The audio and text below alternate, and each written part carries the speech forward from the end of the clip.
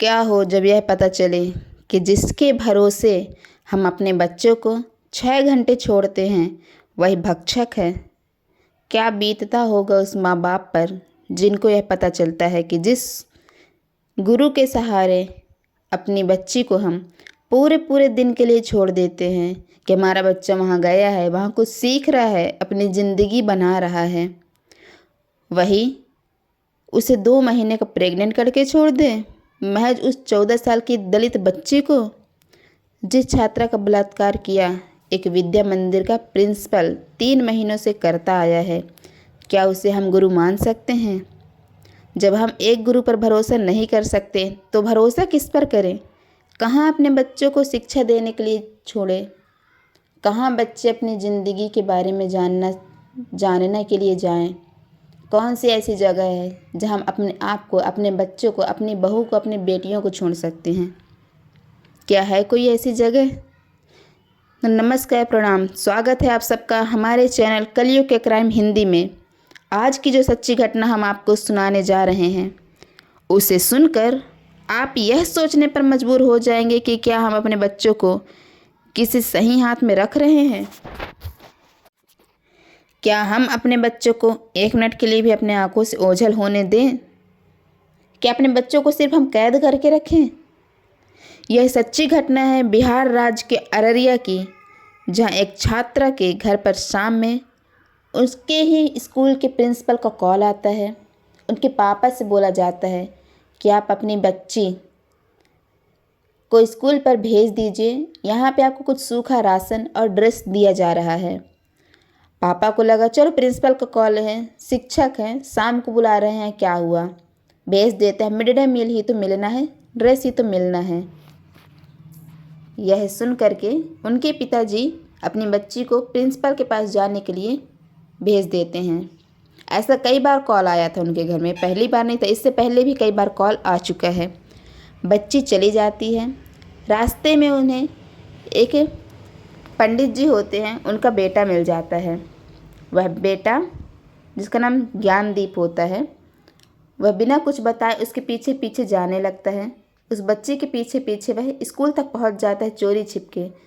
वह देखना चाहता था कि इस टाइम पे क्यों जा रही है ये और कहाँ जा रही है। उसका पीछा करते हुए वह स्कूल तक पहुंच जाता है। स्कूल पहुंचने के बाद उस बच्ची को प्रिंसिपल मिलता है और प्रिंसिपल उसे ऊपर फ्लोर पर ले जाता है, जो स्कूल की जो छतें होती हैं वहाँ तक वो ले जाता है।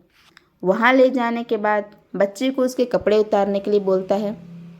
बच्ची पहले से डरी हुई थी और जैसा जैसा प्रिंसिपल कहते जाता है बच्ची वैसा वैसा वह करते जाती है।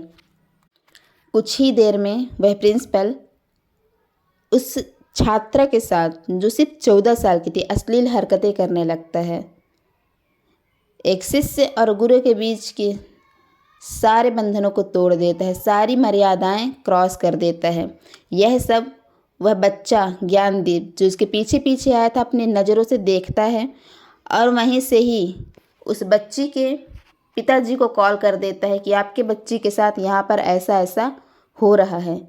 उसके पिताजी को भरोसा नहीं होता है, पर वह अपने वहीं के आसपास कुछ ग्रामीणों को लेकर के और स्कूल पहुँच जाते हैं। जैसे स्कूल पहुँचते हैं वह उस प्रिंसिपल को ऐसी अवस्था में देखते हैं कि उनके पैरों तले ज़मीन खिसक जाती है। ग्रामीणों को यकीन कर पाना ही मुश्किल हो रहा था कि जिन बच्चों को उसके भरोसे वह भेजते थे आज वह ऐसा भक्षक निकला। वहीं से प्रिंसिपल की पिटाई की जाती है। पिटाई करने के बाद अपने गांव में ही उनके पिताजी बैठक लगाते हैं, पंचायत लगाते हैं, लेकिन पंचायत से भी कुछ रास्ता नहीं निकलता है। तब जा कर के उन्हें पुलिस कंप्लेन करने के लिए बोला जाता है और उनके पिताजी पुलिस कंप्लेन करते हैं। अररिया थाना क्षेत्र के जो भी अधीक्षक होते हैं, जो वहाँ के हेड होते हैं, वह आते हैं और इसकी पूरी तरीके से जांच करते हैं। जांच करने के लिए उस छात्रा को हॉस्पिटल भेजा जाता है उसके मेडिकल टेस्ट के लिए कि आखिर इसके साथ हुआ क्या है। मेडिकल टेस्ट के लिए बच्ची को ले जाया जाता है हॉस्पिटल। वहाँ पर उसका मेडिकल टेस्ट किया जाता है, जिसमें यह पता चलता है कि बच्ची 2 माह की प्रेग्नेंट है। इतना सुनना ही था कि उस बच्ची की माँ के कलेजे पे सांप लौटने लगता है। वह समझ ही नहीं पाती है कि आखिर करें तो करें क्या, जाएं तो अब जाएं कहाँ, अपनी बच्ची को लेकर क्या करें अब हम। उस प्रिंसिपल के ऊपर कार्रवाई होती है, लेकिन जब यह सोचा जाता है, समझा जाता है कि बच्ची 2 माह से प्रेग्नेंट है और उसके परिजनों को इसके बारे में कुछ भी भनक नहीं है, तो वहाँ के जो हेड होते हैं, थाना क्षेत्र के जो हेड होते हैं, बच्ची को बहला फुसला कर समझा कर पूछते हैं कि आपके साथ क्या हुआ है, कैसे हुआ और यह सब कब से होते आ रहा है। तब वह बच्ची उनसे बताती है कि एक दिन शाम को मेरे घर पे कॉल आता है कि आपको ड्रेस मिलना है। मेरे पिताजी मुझे स्कूल भेजते हैं और मैं शाम को जाती हूँ, तो वहाँ पर मेरे साथ बहुत ही गंदी हरकतें की जाती है और उसका वीडियो क्लिप प्रिंसिपल अपने मोबाइल में रख लेते हैं, मेरी कुछ तस्वीरें निकाल लेते हैं और बोला जाता है कि अगर तुम यह बात अपने घर वालों पे बताई तो मैं यह सब कुछ वायरल कर दूंगा, सोशल मीडिया पर डाल दूंगा, जिससे तुम्हारे पिताजी की, तुम्हारी माताजी की, सबकी बहुत बदनामी हो जाएगी। कोई भी तुमसे शादी नहीं करेगा, तुम्हारे घर वालों को कोई भी पसंद नहीं करेगा। इस डर से बच्ची घर आकर कुछ भी नहीं बताती है और वह 3 महीने से ये सब कुछ सहन करती जाती है। तब जब भी उस प्रिंसिपल का मन करता था, घर पे फ़ोन करके उस बच्ची को बुला लेता था या फिर किसी न किसी बहाने से बच्ची को अपने स्कूल पर बुलाया करता था और उसके साथ में ऐसी गंदी हरकतें करता है। अब मामला यहाँ पर आकर अटका है कि एक 14 साल की बच्ची है जो क्लास 8 की है, 2 माह की प्रेग्नेंट है। उसकी अबॉर्शन के लिए कोर्ट पे जाना पड़ेगा, कोर्ट से परमिशन लेनी पड़ेगी कि अबॉर्शन कैसे कराना है। ऐसे कई मामले आ चुके हैं, जहाँ एक मामला आया था कि एक बहन अपने भाई से प्रेग्नेंट हो गई थी और उसके अबॉर्शन के लिए भी कोर्ट से परमिशन चाहिए थी। कोर्ट के परमिशन में कार्यवाही होने में काफ़ी टाइम लगेगा, तो क्या उसका अबॉर्शन हो पाएगा, क्या करेंगे, कैसे करेंगे, यह कुछ सोचना समझना एक माँ के लिए बहुत ही भयानक है। हालांकि अब यह मामला कोर्ट में जा चुका है।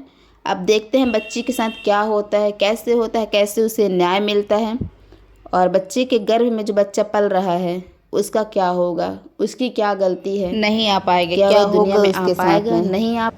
अबॉर्शन भी की जाती है तो उस बच्ची का जान खतरे में रहेगा। छोटी सी बच्ची है, सिर्फ 14 साल की है, क्या होगा, क्या होना है, आगे की खबर हम आपको बाद में बताएंगे। तो ऐसे ही खबरों के लिए बने रहिए हमारे चैनल के साथ। धन्यवाद।